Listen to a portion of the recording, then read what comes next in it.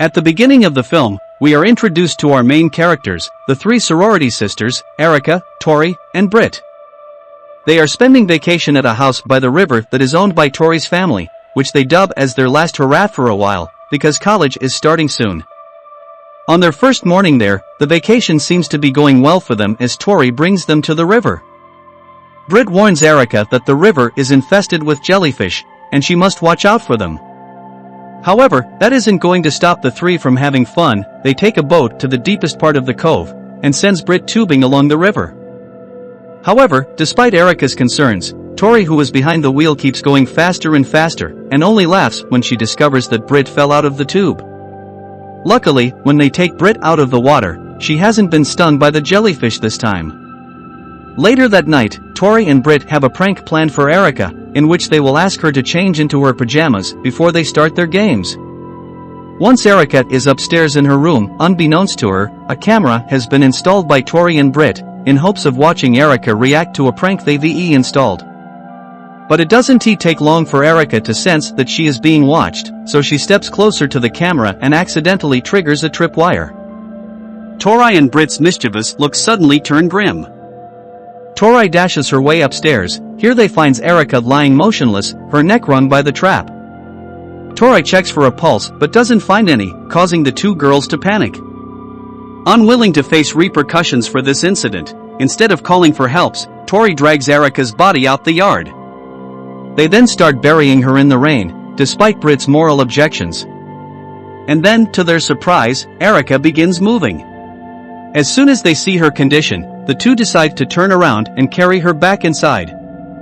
Finding out that Erica is still alive causes more panic than relief. Once Erica regains full consciousness, it appears that she doesn't remember what happened to her. So Tori takes this opportunity to lie and say that Erica got into an accident, which explains the injury in her neck and pain in her head, and Tori promises to explain more in the morning. To prevent Erica from remembering the previous incident, Tori and Britt bring her to Britt's room instead of Erica's. After they leave her alone in Britt's room to rest for the night, Erica notices that she is covered in dirt, and starts to pull a piece of it out of her hair. She then vaguely remembers being dragged outside in the pouring rain. Meanwhile, Tori and Britt are arguing downstairs, disagreeing in regards of what to do. They stop arguing when they hear a noise from upstairs, and go to check it out. This is where they come face to face with Erica, who reveals to them that she remembers everything now. The horrified Erica heads downstairs to look for her phone so she can get a ride out of here, but Tori doesn't want to risk Erica telling anyone about this. Britt is crying, as she tells her that they were just playing a prank, and didn't mean for anything to happen. Tori then subdues the poor girl, and even gets the conflicted Britt to help. They tie her up in a chair and leave her in the living room. The next morning, Tori suddenly comes up to her and tells her that she will keep Erica hostage, until she's sure Erica won't tell anyone. Not willing to resign to her fate, Erica voices that she would like to go to the bathroom, and tries escaping through the bathroom window when Britt, who is supposed to watch her, is not looking. Britt then realizes what she's doing but does nothing about it, until the plan is foiled when Tori finds out what she's up to. They tie her up in the chair again, and go about their day in tension-filled silence, but unexpectedly, a group of yard workers arrive and Erica tries to scream for help. But before the workers could hear her scream, Tori and Britt manage to gag and tape her mouth, as well as throw her inside the closet. They then welcome Calvin, one of the workers who apparently have been summoned to the scene by Tori's grandpa, to fix the damages caused by the storm last night. While Tori holds a conversation with the worker, Erica actively tries to cause a commotion to alert the workers of her presence. Calvin gets slightly suspicious, but Tori is quick to excuse that it's just her boyfriend goofing about in the house, and Calvin believes her right away. After the workers leave for the day, Tori gets to work. She reprimands Erica for making noises in the closet. Tori then calls off the yard workers from coming anymore, under the reason that she's checked the weather forecast for the upcoming week and notices there will be constant storms, making it redundant to make repairs now. Afterwards, she also decides to lock Erica and Britt's cell phones away. Unlike the psychopathic Tori, Britt seems to be plagued with moral dilemma over what they're doing to Erica. She later decides to try calling for help but soon realizes that Tori not only has taken away her phone, but also cut off all the landlines inside the house. Furious, Britt confronts Tori, insisting that they should let Erica go, because what they're doing to her is not okay. Tori, however, reminds her that if that happens, Erica would tell people and their future would be ruined since they would end up in jail.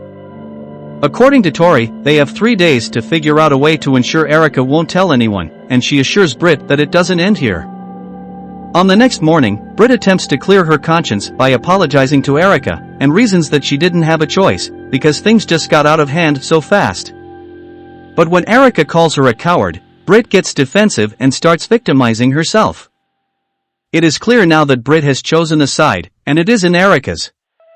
Britt then leaves the room and lies in bed to sit with her thoughts, while Tori pulls out her grandpa's hunting rifle.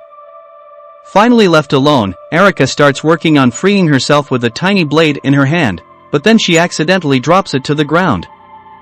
Unable to pick it up, she comes up with another idea. She slowly drags herself to the nearest door, twists it open with her mouth. She plunges herself backwards, breaking the chair. Erica is finally able to free herself, ignoring the pain it caused, and begins running away. As she resumes running, we can see that Tori and Britt have learned of her escape, and pile inside the car to go after her. Erica keeps running despite the odds, and this scene was shot in a single take, so we can appreciate her effort in running this far. She then hides behind a tree until the car passes by, but it returns soon after and forces her to keep running. After a while, they stop the car and Britt walks out, begging for Erica to come inside the car with them. This soft gesture infuriates Tori, who takes out her weapon and shoots around Erica. Like a psycho, Tori, who is pissed, yells at Erica to keep running now as a punishment, and Erica ends up crawling down a vast field until she passes out from exhaustion. The two captors drag her back inside the house and proceed to have a discussion upstairs about what they're going to do next. Tori tells Britt to toughen up and proceeds with her grand plan, which involves her going downstairs and forcefully cleaning Erica up. She then takes a bottle of liquor and forces Erica to down it. It's unclear what her plan is, but the drunk Tori begins playing some music and starts dancing around Erica until she gets tired and sits down. Erica tries telling her that none of this needed to happen, but there is no talking Tori out of this now. Tori takes out a bat and starts smashing liquor bottles, and even smashes one above Erica's head. She then begins slapping Erica and proceeds to scream at her, during which Erica screams back. Tori then touches her thigh, as if she is about to do something more, but then decides against it when she realizes Erica is on her period and leaves.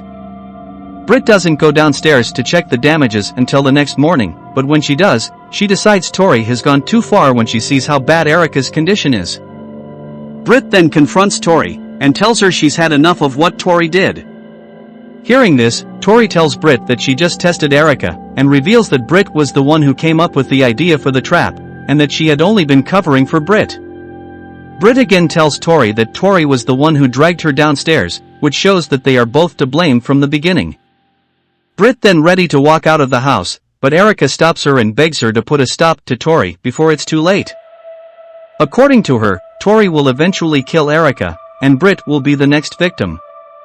As Britt ruminates on what to do by the pier, the unhinged Tori bangs her head against the wall, before she gets ready for what she is about to do next. Meanwhile outside, Britt attempts to end her life by jumping off the pier, hoping the jellyfish would sting her to death. Tori goes downstairs and begins hitting Erica in the head, hoping she would get an amnesia, while Erica begs for her to stop. Back to Britt, as it turns out, makes it out alive. Britt, who is now given a second chance, has decided that she is not going to waste it. She faces off against Tori, and the two end up in a violent scuffle.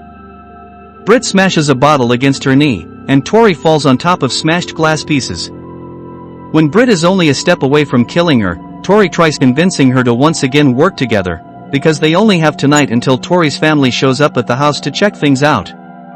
Disappointingly, Britt switches to Tori's side again since Britt also has no idea what to do at this point. Later that night, they start getting ready for Erica's force test so she won't tell anyone else about what happened. Before they begin, Tori wants to check Erica's phone to see if there's anything to blackmail Erica with. Erica, who is now running out of options, decides to tell Tori her password, but luckily, they don't find anything useful. Hence, Tori starts with breaking Erica's finger, and gives her one last chance to convince them she won't tell anyone about this, but nothing Erica says seems to convince her. She pushes the chair down and the two proceed to waterboard the poor girl, while asking her the same question, which is whether or not she would tell anyone about this. The next time Erica gets to speak, she personally asks Britt to snap her finger because she doesn't care anymore. Hearing this, Britt breaks another one of her fingers, and the two captors waterboard her again. The next time they ask her if she's going to tell anyone, she says yes because it seems like she's lost the will to live. The psychotic Tori then sits Erica up again, and proceeds to force some more liquor down her throat. It is now obvious that Tori is simply doing this for her own satisfaction. She gets cocky and starts flashing a lighter in front of Erica's face, but then Erica blows the fire with her liquor-filled mouth, triggering the automatic fire alarm which immediately summons the fire department to the scene. Tori panics and immediately goes to shut it off. Because it's probably too late to cover their asses, Tori and Britt get ready to take Erica to the boat, but then unexpectedly, a vehicle pulls up at the house, prompting the two captors to hide. As it turns out, the newcomers are Calvin and a friend of his, who have made their way inside to rob the house. Calvin finds Erica and immediately questions what happened to her, while Erica simply begs for Calvin to end her life. Calvin then tells his friend to begin looking for the safe upstairs. He again asks Erica what happened to her, to which Erica tells that Calvin just missed her friends. Meanwhile upstairs, Britt and Tori apprehend Calvin's friend and chokes him to death. Seeing the state of Erica triggers Calvin's compassion, so he releases her and embraces her in his arms. But unexpectedly, Erica reaches for his gun and shoots him dead with the last of her strength. Now assured that Erica won't tell a soul about what actually happened, Tori drops her gun and helps her up. In the end, they call up 911 and present the police with a fake story about a couple of robbers breaking in and attempting to kill them. According to Tori, they were able to defend themselves and the robbers are now dead. Afterwards, they clean themselves up and peacefully head back to their sorority house. On the next scene, it appears that some time has passed, leaving Erica traumatized by her past incident, but she still stands by her word and hasn't told anyone about what happened. The film ends with Erica having to live alongside Tori and Britt in the sorority house for years to come.